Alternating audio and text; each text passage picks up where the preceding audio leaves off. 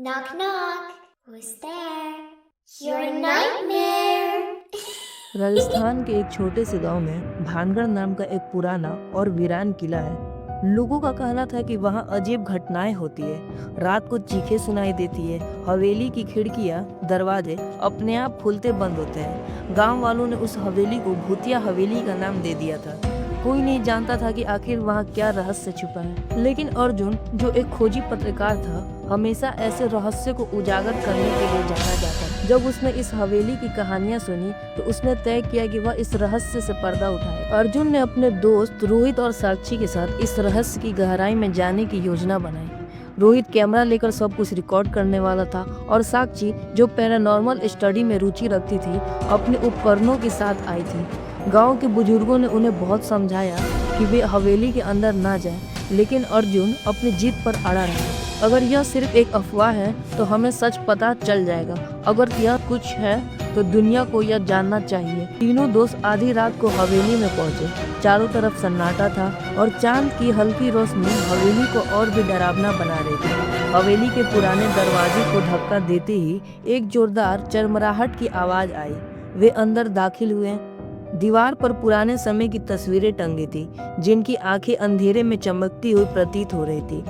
लेकिन ऐसा लग रहा था कि हाल ही में किसी के पैरों के निशान बने थे। ये तो किसी के पैरों के निशान है, साक्षी ने कहा। रोहित ने तुरंत कैमरा ऑन किया और चारों तरफ घूमकर रिकॉर्डिंग शुरू कर दी। वे आगे बढ़ ही रहे थे कि अचानक एक कमरा अपने आप खुल गया। अर्जुन ने अंदर झांका। कमरे के अंदर एक पुरानी लकड़ी की कुर्सी थी, जो धीरे धीरे हिल रही थी, जैसे अदृश्य शक्ति उस पर बैठी हो। अचानक साक्षी को एक ठंडी हवा का झोंका महसूस हुआ। कुछ तो अजीब हो रहा है यहाँ, रोहित ने घबराते हुए। अर्जुन ने हिम्मत दिखाते हुए कमरे में कदम रखा। तभी एक खिड़की जोर से बंद हुई और दरवाजे अपने आप बंद हो गए। तीनों दोस्त घबराकर दरवाजा खोलने की कोशिश करने लगे, लेकिन वह हिल भी नहीं रहा था। अचानक कमरे के कोने में एक परछाई उभरने लगी। वह एक बूढ़ी औरत की परछाई थी। उसके सफेद बाल हवा में उड़ रहे थे, आंखें खुर्क लाल थी और उसकी चीख से पूरा कमरा गूंज उठा। चले जाओ यहाँ से। तीनों दोस्त डर के मारे कांपने लगे। रोहित ने कैमरा उसकी ओर घुमाया, लेकिन तभी कैमरा अपने आप बंद हो गया। साक्षी कांपते हुए कहा, यह आत्मा हमें चेतावनी दे रही है। हमें पता लगना होगा कि यह कौन है और इसे शांति कैसे मिलेगी। अर्जुन ने अपनी जेब से टॉर्च निकाली और चारों ओर देखने लगा। तभी उसे एक पुराना संदूक दिखा। उसमें उसे खोला तो अंदर एक पुरानी डायरी निकली। डायरी राजमाता सौम्या देवी की थी, जो इस हवेली की आखिरी मालकिन थी। उसमें लिखा था कि सौम्या देवी को उनके ही परिवार वालों ने मार डाला था, ताकि उसकी संपत्ति हड़पी जा सके। शायद यही आत्मा हमें सताने वाली है, अर्जुन ने अनुमान लगाया।